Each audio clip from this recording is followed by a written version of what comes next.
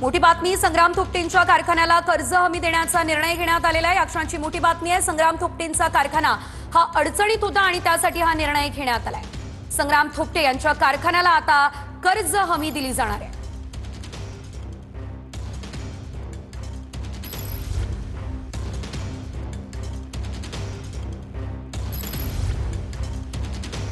या संदर्भात अधिकची माहिती देत आहेत आमचे प्रतिनिधी विनायक। विनायक, आपण पाहतो या ठिकाणी संग्राम थोपटे यांच्या कारखान्यासाठी हा मोठा निर्णय, काय अपडेट या संदर्भात?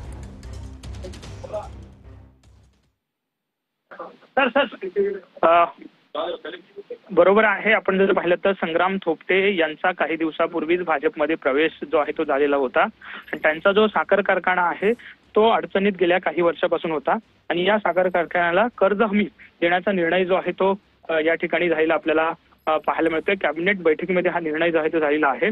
कारखान्याला अडचणीत असताना चालवणं जे आहे ते अवघड झालेलं होतं, परंतु आता मात्र कर्ज हमी देण्याचा निर्णय जो आहे तो सरकारच्या या कॅबिनेट बैठकीमध्ये झालेला आपल्याला पाहायला मिळतोय।